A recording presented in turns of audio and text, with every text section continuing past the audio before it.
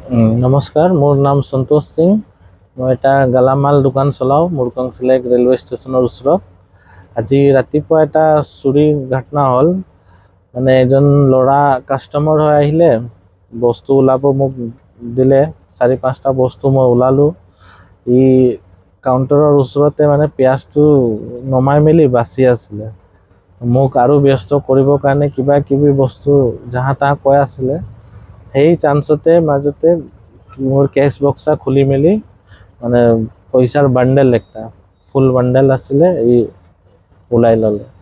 ওলাই লোৱাৰ লগে লগে মানে এইটো এপ্ৰক্সিমেট 36,000 আছিলে।